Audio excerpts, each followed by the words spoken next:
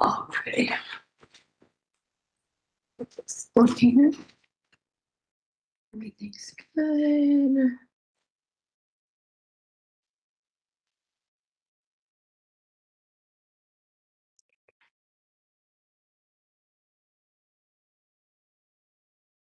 We're good to go.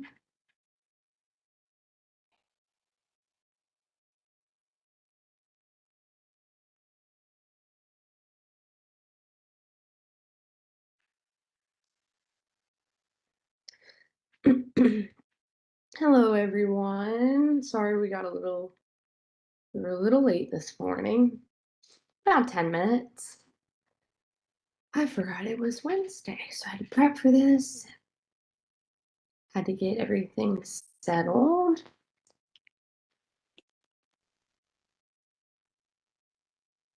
Just up on Facebook. And we should be good.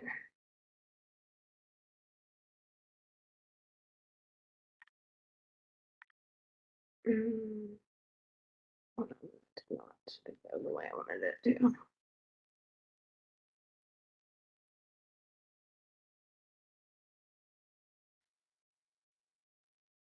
The information copy's weird. Okay, I'm gonna just forget about it. And it's okay. Yeah, no, it's all weird. All right, so good morning, everybody. You're ready to get started. So, welcome everyone. This is NPR Designs weekly live show. I'm Michaela Rako. I am founder and lead creative director for NPR Designs. And I have created or am investing this time in this marketing series because I do believe that there is, or what I've noticed through being in this industry, that there is a in between where a company has some money to put towards marketing, but maybe not quite the level to have someone be doing it for them. Typically, our things start about at $300 a month and do require a little bit of a commitment. So that's an investment, especially when you have rent and you have other things that are considered really baseline or considered essential for those businesses. So, and I do understand, but still, if a company can commit if a company can commit $150 to a marketing strategy, then I find that they're typically able to achieve their goals, get a little bit better of a feedback cycle. And between those two things, they're able to actually move towards either hiring someone to take care of it and getting it off their plate completely, and or just kind of understanding it more and enough to be able to maintain from within. So that is what this show is about. So we talk about different marketing things, different business things, websites, like kind of anything that has to do with the digital marketing, um, like in that ecosystem, or anything that's like new and upcoming. So today, let me get my notes. All right. Today we are outlining. I want to start changing the mindset, or I want to provide people the understanding of um, how to pivot through AI and the introduction of AI. It's creating market shifts that are you can't not see that it is definitely changing how we're going to operate here in a short amount of time. So you kind of gotta either get on the bandwagon or the bus will definitely leave without you. So, and I don't mean to do that to scare anybody. Like I said, I want to pivot the mindset completely because I don't think it's necessarily a bad thing. I think it'll take up a lot of busy work, which all of us don't necessarily need. Um, and if you pivot and use it correctly, you can take a lot of that time and, put it back to your personal time. Like, at least for me, I try to get back to my family and to my girls as much as possible. So, um, today we're gonna talk about kind of what's being introduced with AI, when these things get introduced, how to work with them. So by this episode, I'm hoping if anybody's having an issue with these kind of these challenge points or resistance points, I'm hoping that by talking through some of these things today, you're going to be able to just kind of open up your mind. One, I definitely hope that I don't want to say you're not overwhelmed, but I just want to provide you a little bit of like peace that everything's going to be okay. It's all explainable. It might feel big now, but by the end of this episode, I hope that it doesn't feel so big. All right. So, so these disruptions, and when they're brought to you, they're not dead ends.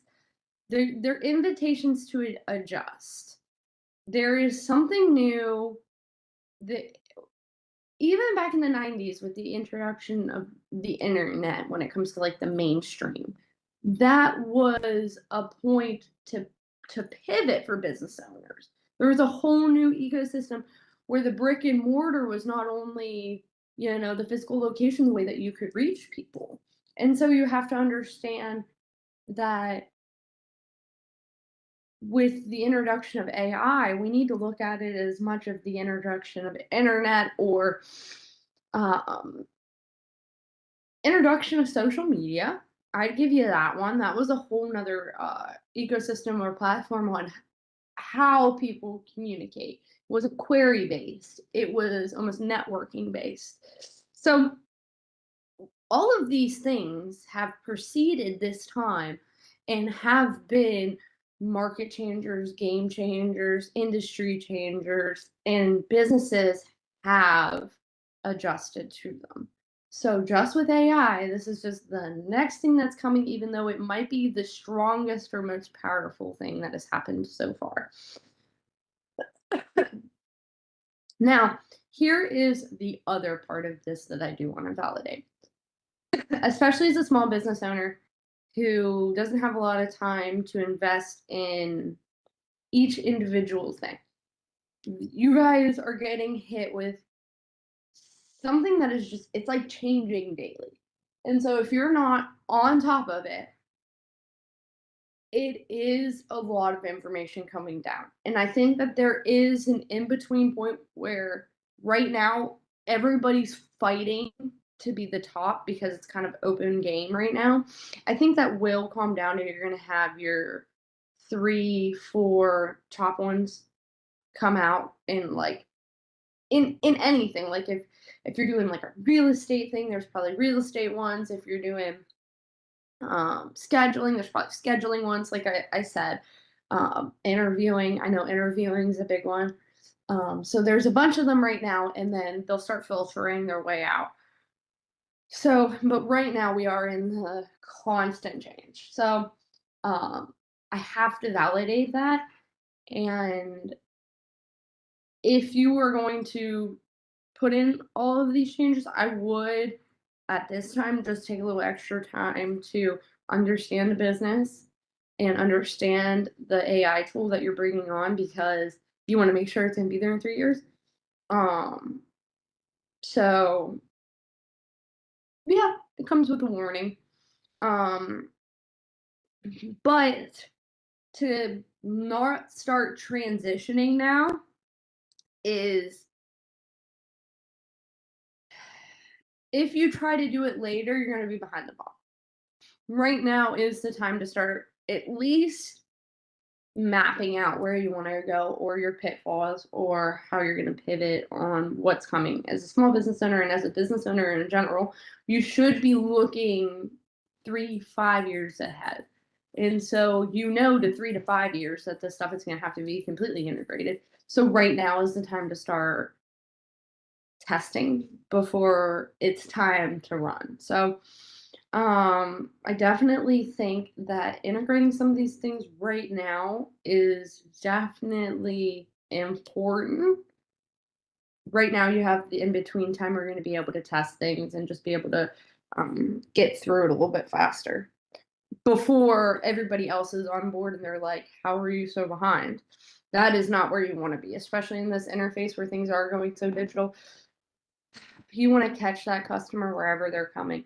And especially when you do have the legacy things of being in person, you have that taken care of. So go ahead and just grab more. You know what I mean? Um,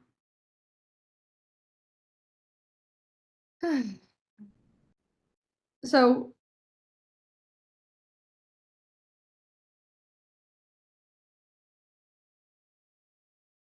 let me formulate my thought completely. The one thing that I want to do is I want to have people stop freezing at these pivot points and be able to move through them. Um, I'm just watching so many people just get stopped in their tracks, and it's just not the way to go. It's not going to be profitable. It'll put you under. And so what we're doing today is we're going to be walking through this and understanding how to get through this. So, um, so when you were met with these pivot points and you're going to move on them, what you're going to find is that a lot of your things are going to be taken care of for you. So, as much as it's overwhelming at first, once it's working and it's in a cycle, it's going to be answering emails for depending on what you want it to do. But it's going to be answering emails for you. It's going to be taking care of like that task of um, those monotonous tasks that you have to do, whether it be sending reports that you're still doing manually, getting everything together, that's all going to be automated. And then you're just going to get exactly what you need. Um, but one of the things that we want to talk about is why the disruptions feel personal to the business owners. Because there needs to be a validation, but in the same sense, there is well, that's just the way that it's going. So here's the thought, here is the thing. We as people are valuable, but our time is spent more valuable doing the things we like and we love. And no longer will the day-to-day tasks have to bog down our time or be manually done. We much still deserve that position or that job, but at the same time, if you guys approach it from the mindset of even it offsetting 10 hours a week of what you have to do, that's 10-hour a week back in your pocket. So yes, what you do in your job is valuable, but go find other places to be more efficient. No longer are the day-to-day things going to hold you back, but I do understand that change is scary. It is absolutely scary. But what if on the other side you have such a more effective and better, I don't want to say quality of life, but yeah, at least quality of work life. If you feel like you're getting more done in less amount of time and you feel like you're being more productive, then yeah, that is quality of work life. So don't let the disruption feel make it so personal. Like AI is not like coming for you. It's just we've gotten to the point where we can automate things that we just don't need to be doing every day. Let it do it. As much as it used to be interns before, like yes, it was a person, but now it's a computer, and the overarching idea that we weren't going to get here anyways, I think is crazy.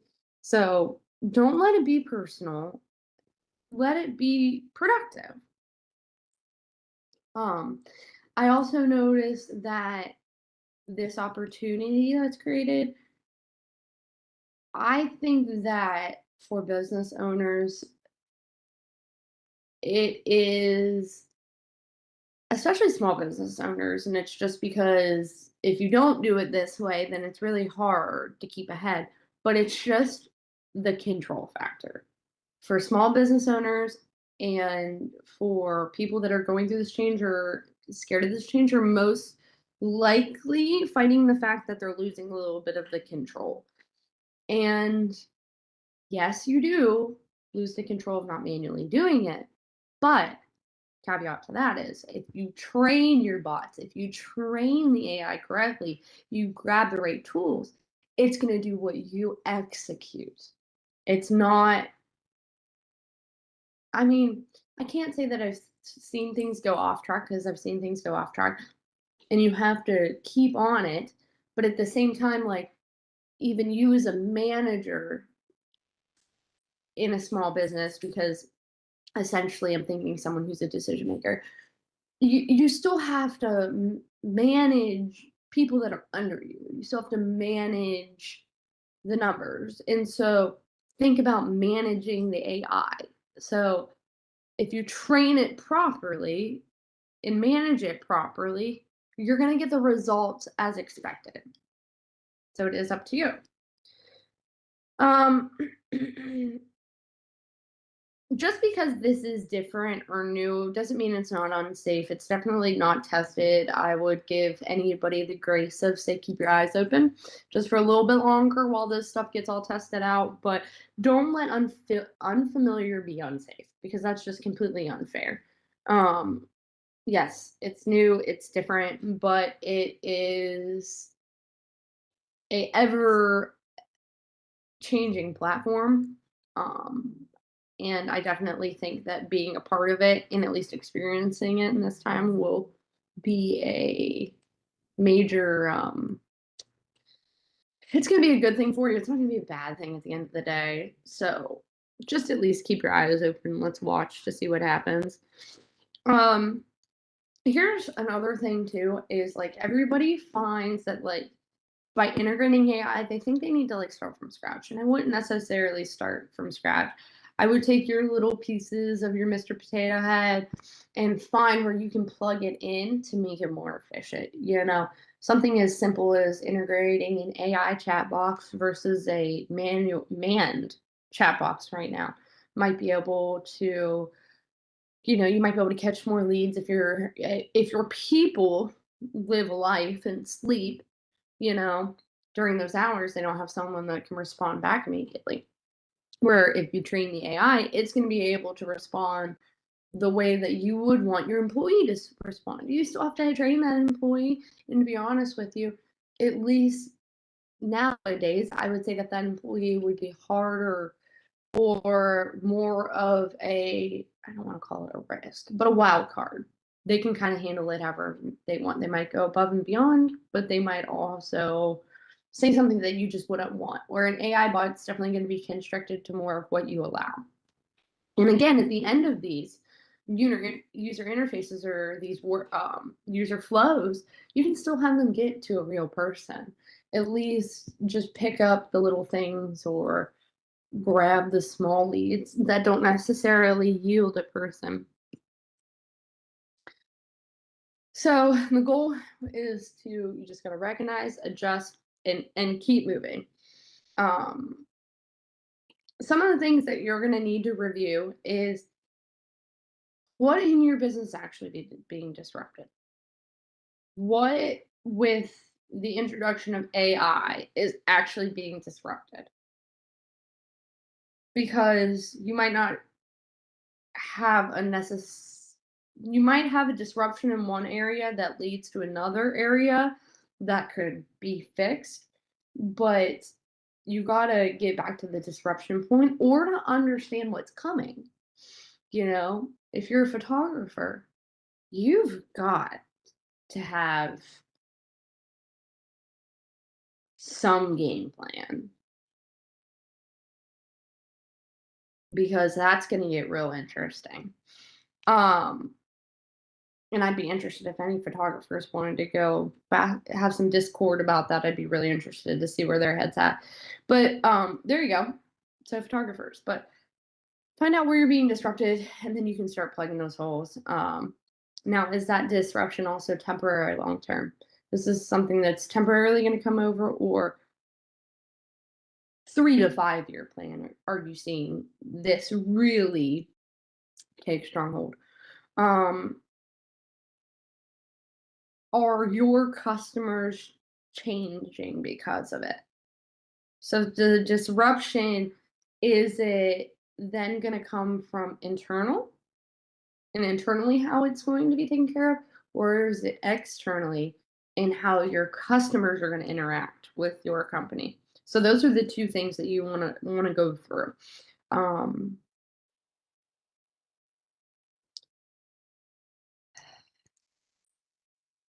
With your disruption, when it's internal, we want to see if our systems are outdated. We want to see if something there can be updated, strategy wise, or you guys might have opportunities to do something that you weren't necessarily able to do before because now it's just so streamlined. And so, see if your systems are outdating. And then when it's external, looking from an internal place, you want to make sure that your messaging is matching your customer base. So if they are changing, is your message correlating with their changes? Um,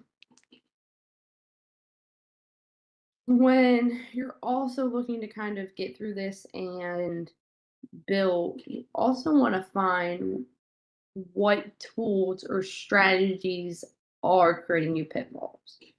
I think that we all can take a good dose of constructive criticism. And by just being aware of what's slowing you down is really valuable. Because especially with AI, you might find that there's going to be the introduction of tools that will just take care of that for you. Like, and I'll say any day because I think, okay, with that dose of here's a dose of humility. One of the things that I've always struggled with was like writing. Like I have big thoughts, how to construct that so that it would be received or understood or comprehended from the medium of reading it. I struggled. I could get it down, but then when you would read it back, it wasn't what I meant to say. Struggled, struggled, struggled. Um, with AI, now it helps me with content creation. I can give it all of my big thoughts, and it's going to help me how to write it. And then through at least what I've experienced over the last couple years with using it is by reading it back to myself, I am learning how to say it so that it'll be comprehended that way. And of course, it's not gonna change when I am speaking to someone, that's still gonna stay the same. But at least, like, writing emails and things along those lines, I'm starting to learn how to make sure that the comprehension is received the way that I want to. And it was just a pitfall of mine, especially, like, writing, like, when people would need, like, biographies or something, and it's not that I can't write a nice story or understand them but it's just actually the writing. I just was not talented at it, was not good. I have a little bit of a lack of a spelling issue. I grew up in the autocorrect days, and, it has led to a little bit of a weakness, but it's okay. We're all learning. I'm trying to get better about it. And so just recognize and just stay in motion. Like, my spelling or my inability to be able to present my words or present my email argument, that's all changing and getting better. So think of something like that's in your for you. That's what it is for me. And that's I like to sometimes show how I'm doing it too in certain places where I can be open, but this is where things are going. All right. Going through my notes. So what we want to do is summing this all up, we're gonna cut the confusion. Go in, do your research, get clarity. These things are coming, they're coming quick. Um, People are being really emotional about the reaction, or at least that's what I've analyzed. And I think people should take it less personally. That's just me though. Um, I think that it is better, faster than stronger than the average and then the person. I'm sorry. It is it but it will never have an original thought. It's it only can take from what it's seen. There is limitations. It's not you. So don't take it personally and use it. And get faster, bigger, and stronger. That's how you win is the integration of this. That's how you keep ahead. If you try to fight it, I don't want to say it's one, but it by the dose or a query has connections to everything on the web. I don't know about you, but my brain don't work that way. I can't get the download. So use it to your advantage. It will make you bigger, faster, stronger. Um, so now I want to talk about more of like the deep dive of what's coming so that you guys can understand what is coming. So we talked about our relationship with it, but now we need to know what's coming. Um,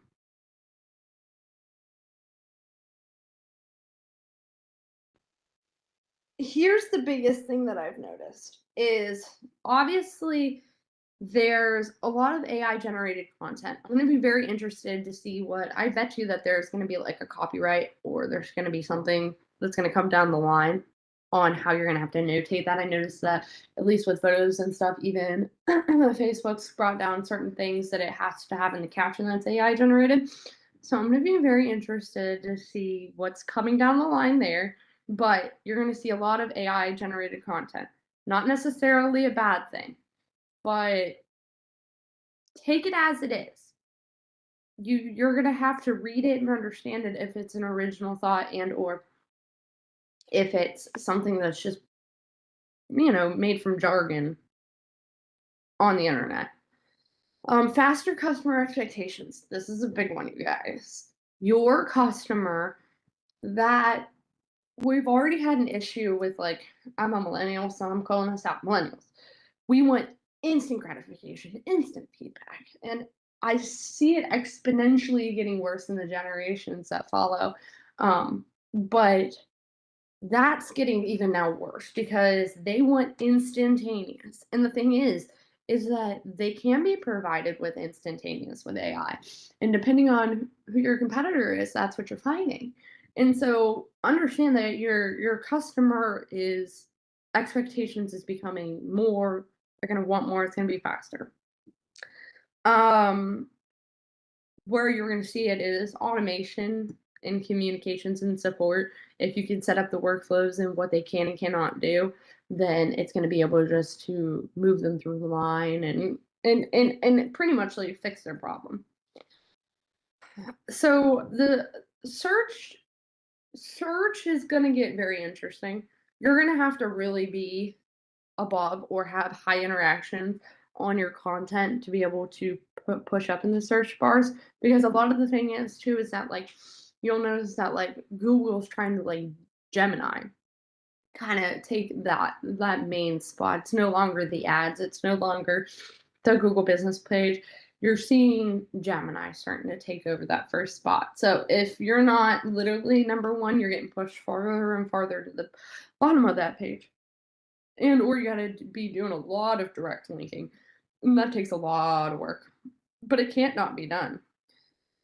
So, now with the interaction of the content itself needs to be more proof-based. People are gonna get super hesitant because they're gonna understand that AI can take so much, so if you haven't proven it, or you don't have case studies, or you don't have hard, I don't want to call it evidence, but like you know, papers to show them, people are going to get more hesitant because I think there's going to be a lot of people that will jump in and say that they can do it, and then they're just not going to be able to do it.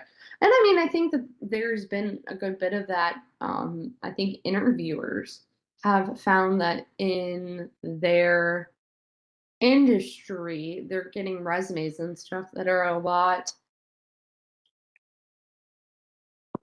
more boisterous. I think that's a good word for that. More boisterous than what the person actually has to offer. So I understand people are they're gonna start holding people accountable. Um,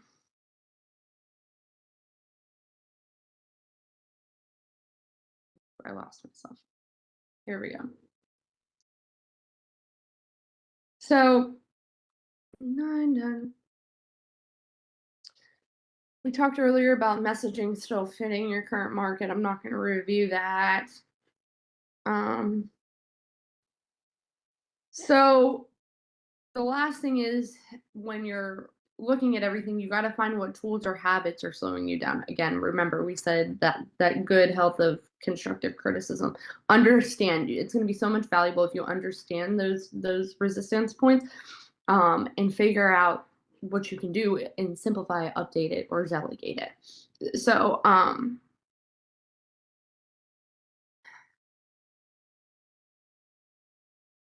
businesses need to decide what should stay human and what should be supported by tools. No longer can you just say it's one way or the other. We are in the place where it's a hybrid. You got to have a hybrid. And you can literally pull out your chart, do your pros and your cons. And what I would do instead of pros and cons, put people, computer. Sorry, I'm still a toddler mom. Every once in a while, you'll hear it fly out. So, person or computer. And you need to start figuring out which one's going to be delegated in the other place.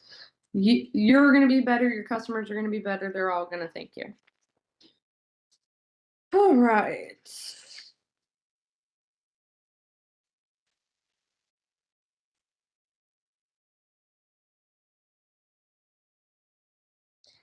All right. Getting into this part, I think this is perfect. So what we're going to do now is I'm going to give you like 5 questions, five gauging questions that I've outlined or came up with that will help you answer some of these questions, okay? I'm not going to answer them now, but I'm at least going to do this, and I will make sure that I actually put these questions into the comments of this. When a disruption happens, here are some of the questions that you can ask. What is actually changing? Is the platform changing? Is the customer's behavior changing? Is the technology changing? Is that different? Does this shift affect my pricing? Or does this shift affect my visibility? Um, those are what you need to think about when you're thinking about what is actually changing. Now, next is what part of my business does it affect? Okay. So now you know what it's changed. So where is in theory the domino effect, the butterfly effect? Where is this spreading? Marketing, sales, fulfillment, customer service, content creation, follow-up, team workflow, and I would also say like overall presentation, overall authority, getting back to that proof. So, what part of the thing that changed affect my business? And paired with that is what needs to stay the same? What needs to be the consistent factor through this? Can't go through too much change. you'll lose that authority. So, your values, your customer promise, your brand identity, your quality, your human touch. Your human touch might have a lot to do with what you do, but that doesn't mean that an invoice can't be made for you. Use your time and use it wisely. Okay? So we what's changed? What part of the business does it affect? What part of the business needs to stay the same? Now what needs to change? The speed, the systems, the messaging, the tools, the workflow, expectations, time management. What needs to change?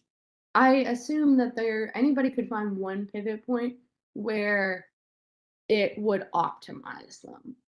And I don't care if with that extra 5 hours, you even just sleep. Let's put it back in your pocket. All right. So, what needs to change? So, again, going back through it, what has been affected? Where has that affected? What needs to stay the same? What needs to change? And how can I use this to my advantage? Please. Step 5, biggest step. Pa, pa, pa, pa, pa. Use it to my advantage. This is an advantage for us with the integration or the hybrid model, whatever you want to call it. It is an advantage. It is stay with it. I at least am investing a lot in it. So if I believe in it, I'm going to also believe in it for you. I'm also going to make sure if I overall see the trend going that way, I'm not going to keep it to myself.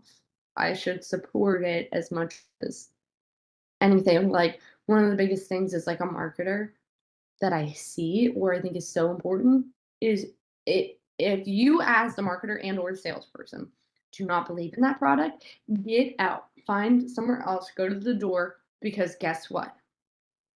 That bleeds. You need to believe in it as much as I don't want to say it's believable, but like if you have a quality product, you need to believe in that quality product. If you're selling a quality product that's not a quality product and you don't believe in it, it they know your messaging, it's subconsciously it's all there. So like I do believe that it's a good thing and I believe that it's an advantage and at the hybrid model you're winning. And the hybrid model also has a healthy dose of follow-up. So like mm, let's say you're just doing market research, okay? What it spits out to you, you still need to go and follow up with it. You need to read those articles. You need to go to those original sources and get that content. But no longer the searching or trying to find it is going to hinder your time. It's going to point you in the right direction. So, how can we use this to the advantage? Can this save time? Can this improve consistency? Can this make content easier to create? Can this improve follow up? Can this help me serve customers faster? Can this reduce cost or waste? Can this help me compete smarter? Can this give me a competitive advantage? Can this automate a manual task? Again, all of these are questions that you need to answer, but at the same time, as long as we are getting back to those 5 questions, we can finally pivot on AI. We can stop let it being a pivot point. So let's do a real world scenario. Let me see what time.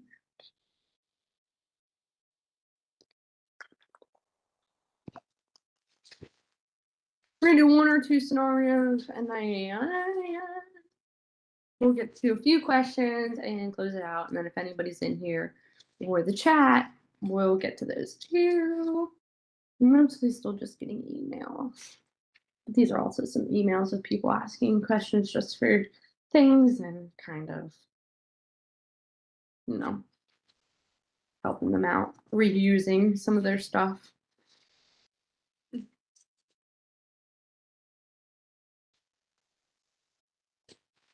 All right, this is my favorite one, so we're going to start with it. So, the business owner who thinks the old way worked, so it should still work now. Okay. Oh, I love this customer. I get this customer a lot. And I always tell them the old way worked, it still works, and it will work. That customer that wants that old way, the customer that wants that handshake, that customer that needs you in front of them, they ain't going nowhere. But guess what? You capitalize them. Can you take more?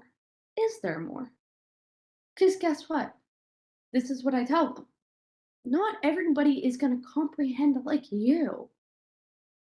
Some people can stand on their own 2 feet and make a decision, but there's also the customer out there that needs like feedback from 4 or 5 people, and that's kind of where like your content creators come in this new, and they build authority by what other people are saying.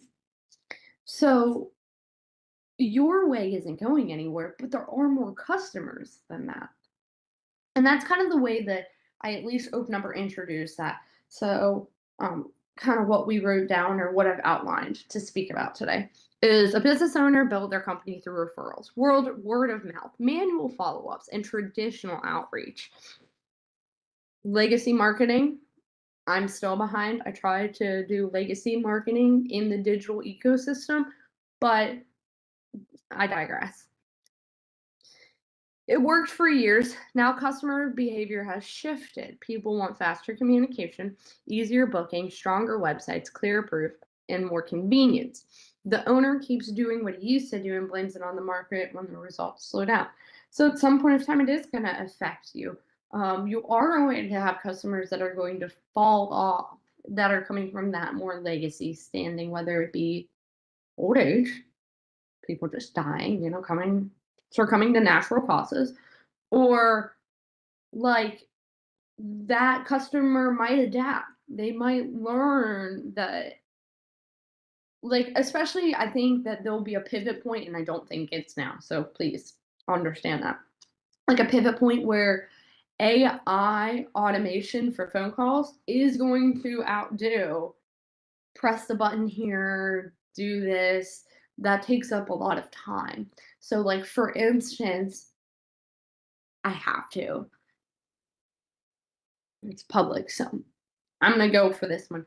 I have to give credit to the Volusia County non-emergency line. Wow.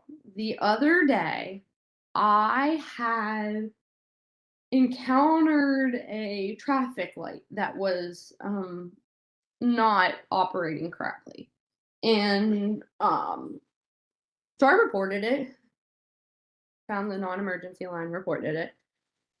And their automation system, I was like, "Hey, there's a traffic light out," and, like, even I was like, "Mhm, are they gonna be able to get it? Traffic light out," and got it, and then I happened to ramble on, or it asked me a gauging question enough that I gave the specific detail of when it was flipping between yellow and red, that the yellow was at a consistent flash. It picked up all of that, notated it correctly, it read it back to me. I mean, I was absolutely floored. So, you know, at some point in time, this will affect you if you're not still raking in the other people. Um,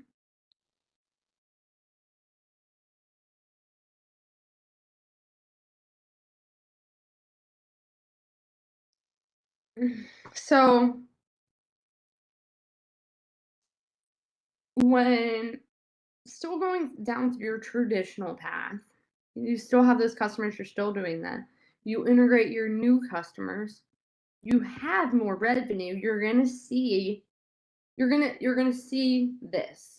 You're going to have more time, so like time dependency goes down, and you're going to be more productive.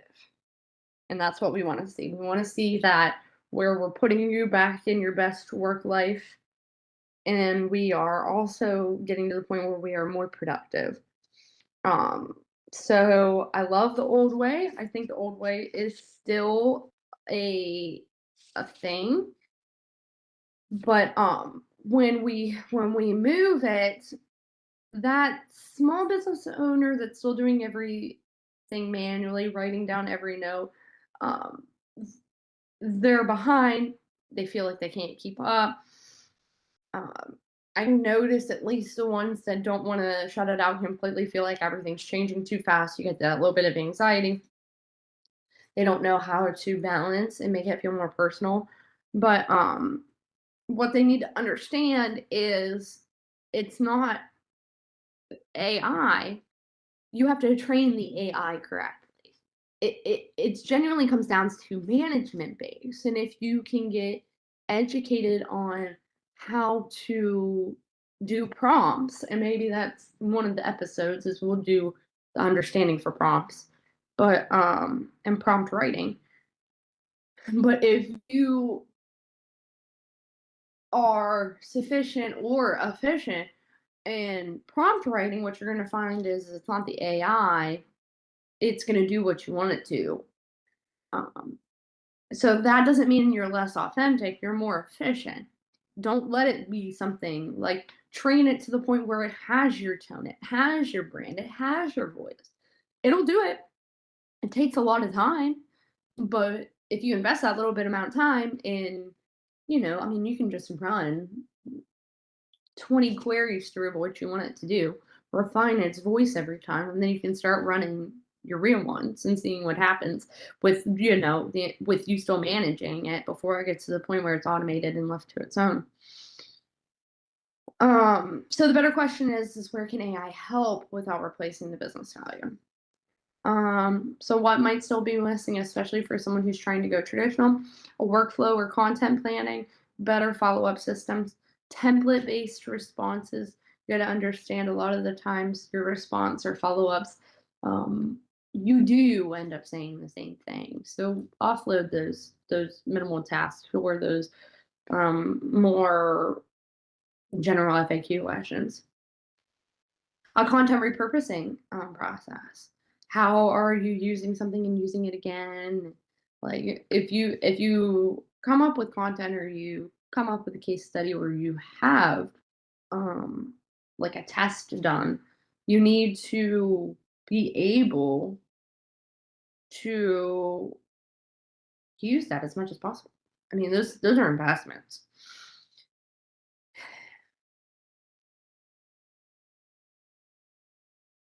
So overall, this correction is going to hit what I'm hoping that the understanding from what I've said is that AI needs to be looked at as an employee. You still have to train your employee what your voice or brand or how you want them to introduce. Like, that is a whole thing that you have to teach an employee. You have to teach it to an AI bot too.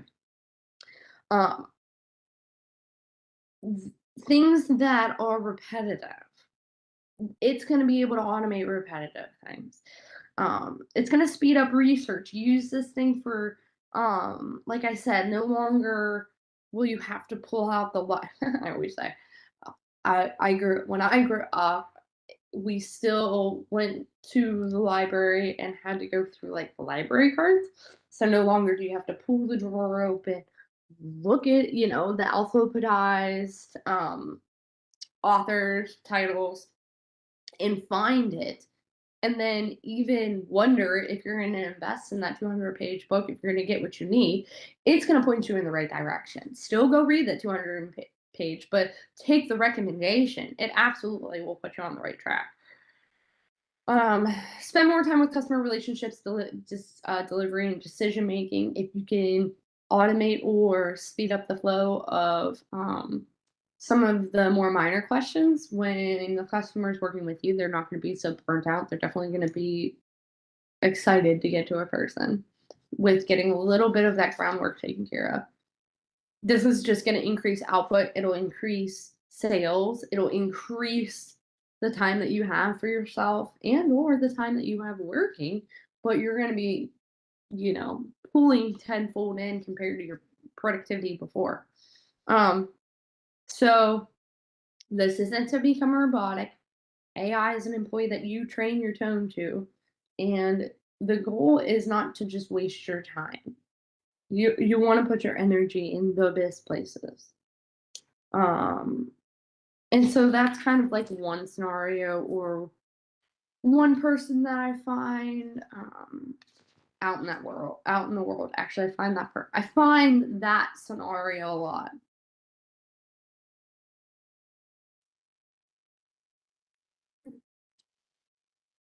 Okay, this one's the business owner with good traffic but poor conversion. So um with AI,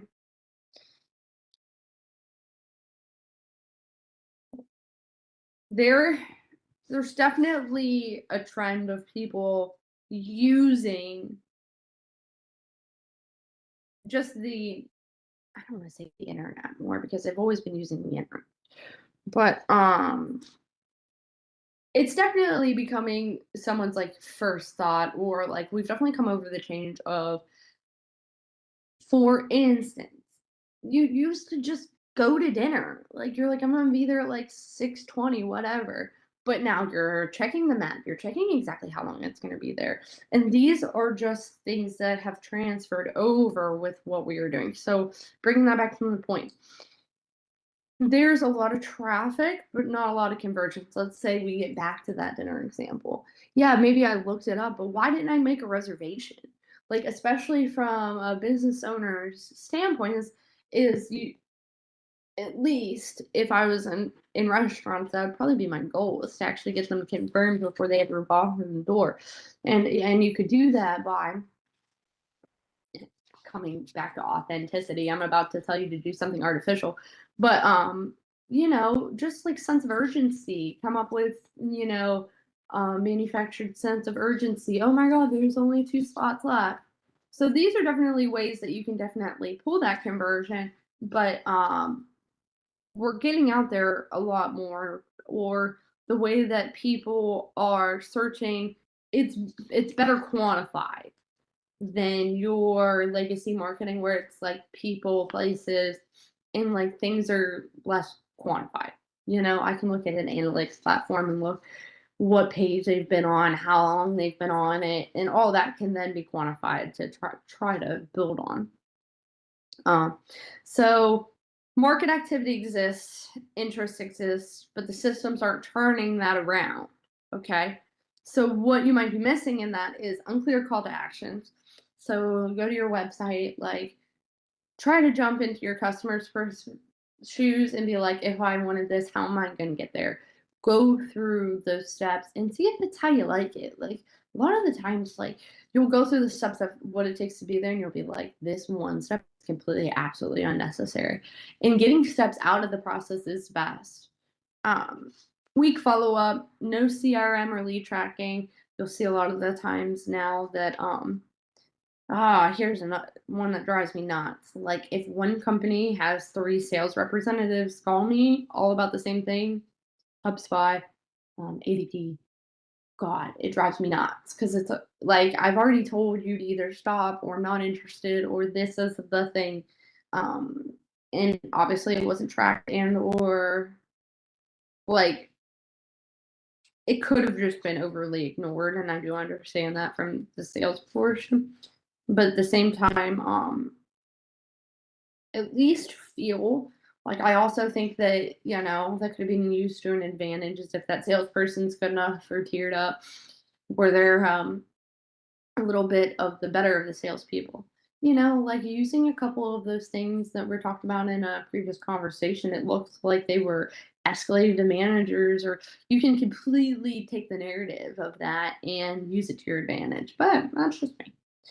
Slow response time. I mean, if I don't hear back from you in like 2, 3 days, I got things to do. My life was going to move on, and everybody's there at that point. Someone else is going to get to them in that amount of time. So slow response time. Website confusion. Is anything misleading on there? Is it confusing? Or one of the biggest things is I see all the time people get a new email and they don't update it, and then how's anybody going to get a hold of you? Too many steps. Again, we want to get rid of those steps. Content affects the wrong audience. I'm sorry, content attracts the wrong audience. That's huge. This live stream in theory could attract the wrong audience, like people that are looking for something that's free, when what I do is paid for, and it's paid for at a high rate. But I'm doing this to invest in small businesses because I don't believe that there is a place where they can just get information or get feedback in a way to build those marketing budgets. I want to see those marketing budgets build, and I do want to do the work for you, but I understand you're not there yet. So here's my hour I can dedicate. Here's my hour I can send people back to, that this is when I handle this. So again, getting out there isn't automatically going to mean that you're going to be bringing in more sales or that it's working. I'm going to use the word working, but it does mean that you have numbers, you have something quantified that you can go off of, you can strategize, you can work with. So again, just pivot. Don't let it be resistance points. Pivot, pivot, pivot. All right. So those are the scenarios I kind of wanted to go off of. All right.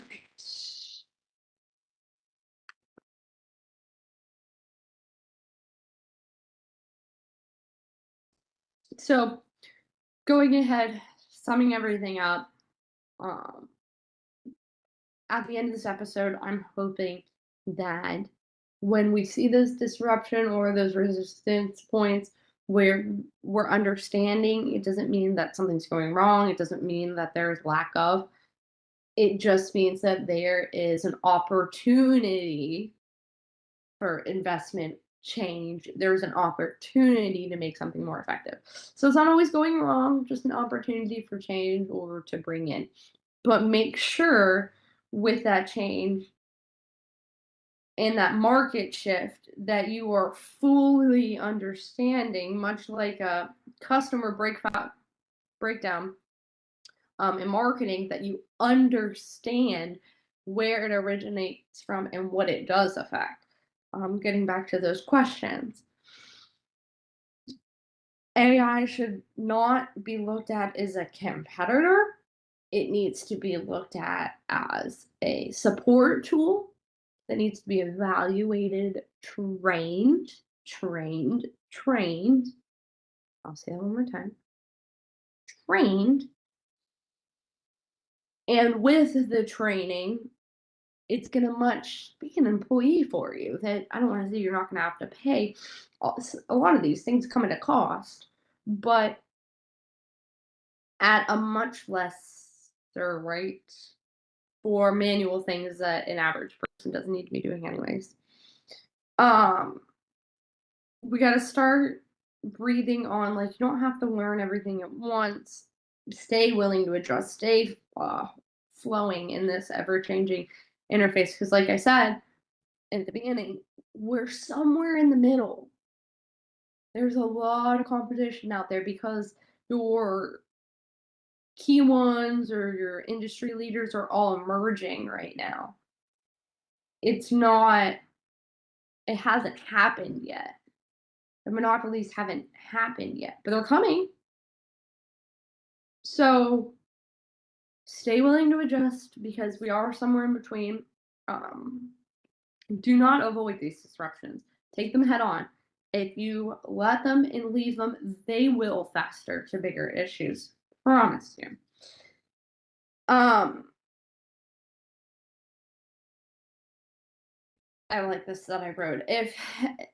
if the digital world keeps changing, and it will, then the real advantage is not being the first to know everything. The real advantage is being able to look, change, and get clear, adjust with intention, and keep moving. That's going to be the biggest thing.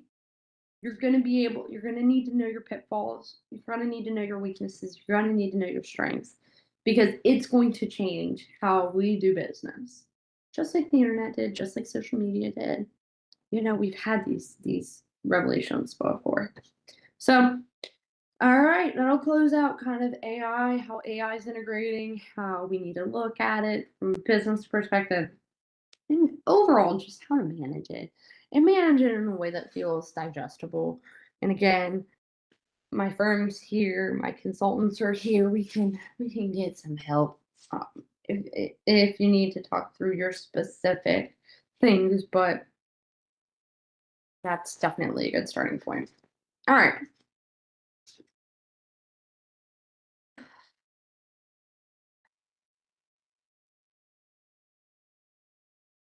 Let me read these questions. How can small business owners stay adaptable without consistent continuing direction? Again, this is a great one. Okay. So it was submitted by Kevin. I don't got a lot of information here. I just had Kevin, and it did have a last name, but I don't want to. It's pretty specific. How can a business owner stay adaptable without constantly changing directions? And I think this is a big one. Kind of getting back to like we're in this ever changing mode where, and you don't want to lose that authority. I talked about this. You And by changing so much or being inconsistent, that is a way that you kind of lose authority. So my recommendation is whatever you choose, you gotta stick to it. You gotta stick to it for at least a, I don't want to say considerable amount of time, but like 6 months. Lock it in at 6 months, a year. Lock it in for a year. You gotta give it enough time. There might be yielded changes that need to come down just with something new or the innovation of, you know, whatever little key player that you have. But to stay adaptable, but not to get into that overly changey, inconsistent, my recommendation is to lock it into time frames. Um, how do you tell if there's a difference between a real market shift and just noise? Submitted by Brandon Scott from Scott Remodeling. How can you tell the difference between real market shift and just online noise? Hmm. At first, I mean, when something's new and it first emerging, and I'm taking this more of like a trend, like especially with like remodeling, if it's like a design trend or a like you know building trend. I don't think that you ever do 100% now. Some things just take off. I noticed that over the years, I've gotten pretty good at seeing the patterns of the things that do work out versus don't work out. That's part of a little bit of my value. So I have to keep a little bit of those secrets to myself. But at the same time, that doesn't mean that you can't break it down. And my recommendation is pattern recognition. Even with the new things that we do know, what pattern does it follow that either leads to its success or failure? Because I can promise you that if you get to the point where, again, getting back to design trends or styles and remodeling, you take each design trend and model and watch what happened with it, you will find the pattern between the ones that stick and the ones that don't stick. So that would be my recommendation, but it does take a little bit of finesse. It does take a little bit of expertise in your field. If you have the expertise in your field, you're going to be able to see these trends honestly before you even see an AI create an image. Um, like, and this isn't an AI created image. But many years ago, I knew that QR codes were going to take off. I had not even one doubt in my heart. And it was so uncomfortable to everybody at first. So uncomfortable. I mean, I had to teach it. I had to teach how to use it. But I believed in it so much, I was willing to invest the time or teach because I understood how it would change the game. And so in your industry, you got to be that ahead, have that expertise. That is what puts, some people ahead of others. Um, and that's just kind of part of the game. So, and I might have to end this early because I do have to use the restroom. So I'm gonna give it another 15 minutes. We'll close out here at 9:30. And I did know that there was a question that was in last week's episode that I didn't get to that I love. So I can get back to it. All right, here were a couple other things I got. These were from last week, but I just didn't get through all of them. We had kind of a long episode when it came to content wise. What should I check before sending my logo and business information to a printing company online? So I'm also thinking that these are final graphics. I'm not thinking that they're piecing them together. They have a designer on this. That's an assumed. Now, some of the things that you should check, one is bleed area.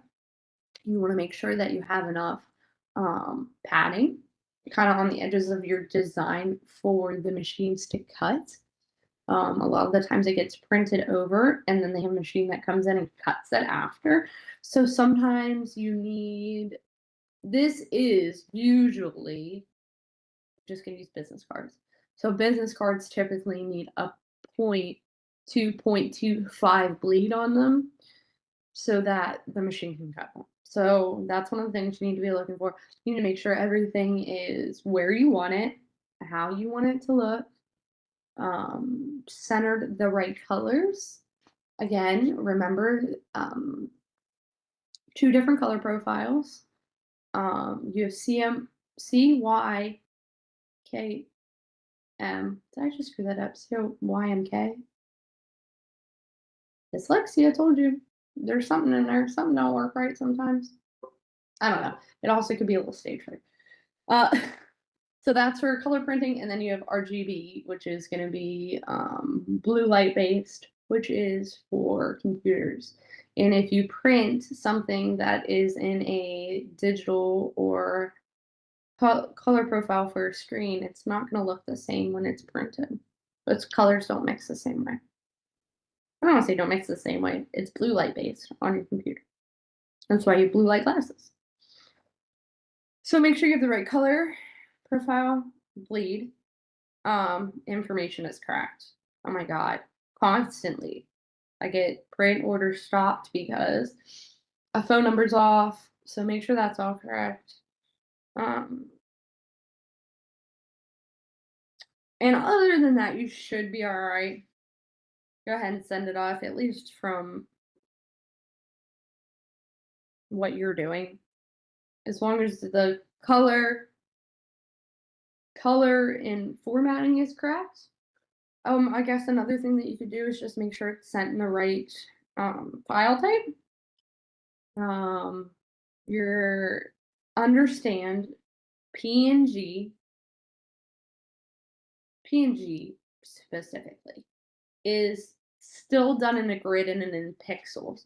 So when you have things printed, the way that the grid shadows and stuff, sometimes it can come out fuzzy in printing. Where what you need to elect is a JPEG or PDF because those are vector-based softwares that are going to follow the lines. And so that's what you need when sending it. But that would be everything. That would be the last thing that I have on that. Here's a big one. How do you verify that a website payment link, invoice, or renewal notice is actually coming from the real company? So if we're getting this in your email, one, check email footers. Email footers will give you a ton of information. Double check the email. The email, once you get past the contact card that's put on the top, you can definitely get a lot of information to find if that's coming from an authenticated domain. So those are definitely the two things. Always return back to your POC. Point of contacts are always going to be on this. People typically don't just get bills or administer bills not knowing what the heck's going on. So if you get in contact with your POC, they should always be able to, I don't want to say adjust, but they're going to be able to give you the update. Um,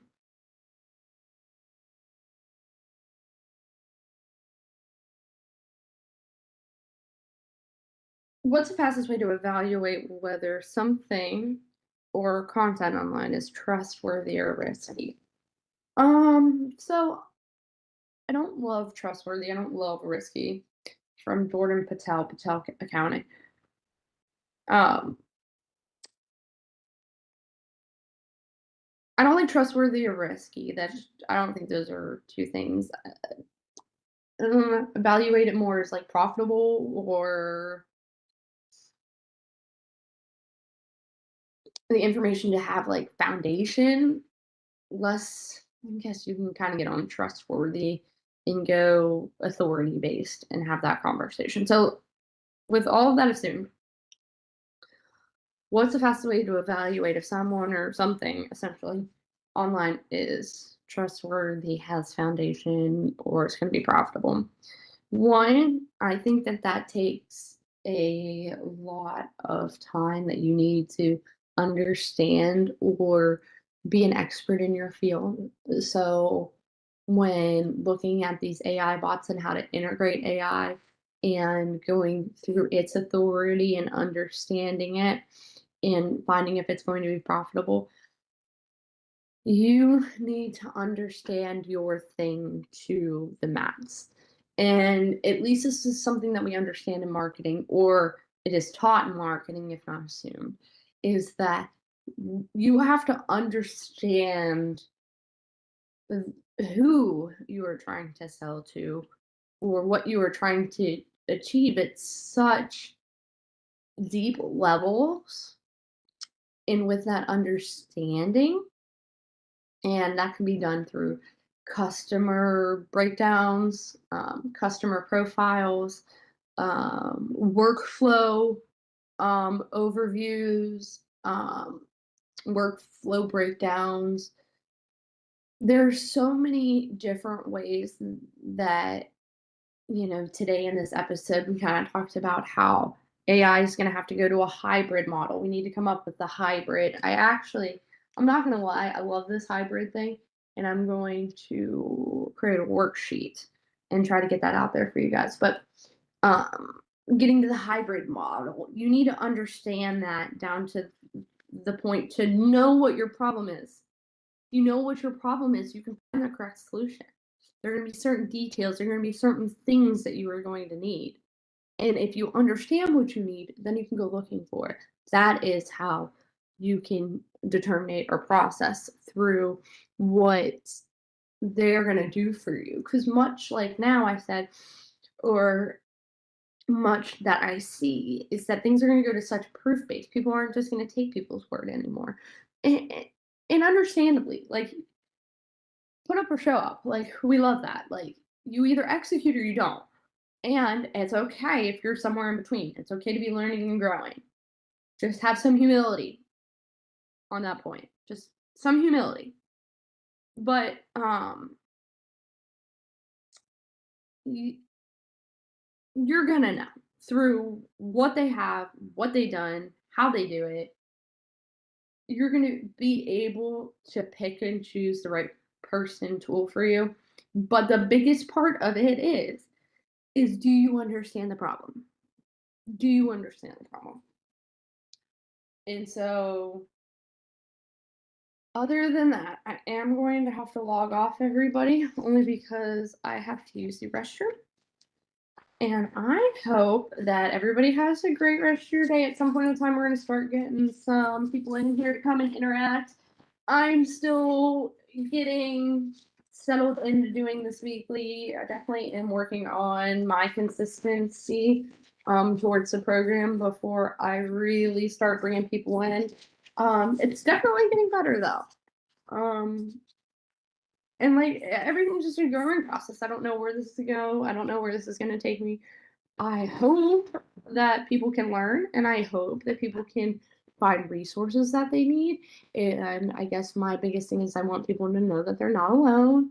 And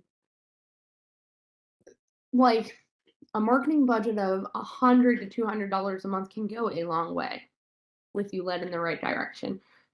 Using resources like this, your AI bots, even for getting feedback on different marketing strategies, please do. We want to get you to a point where you are jotting out it completely, but we do understand that there's an in between point, and we want to be here for you to support you through that growing point so that when you do grow and when you do get that good feedback, we want to be able to continue with that and just take the work away from you and get you back. I always say get you back to your family, but get you back to doing what you love, whether it's kayaking, your hobbies, your family.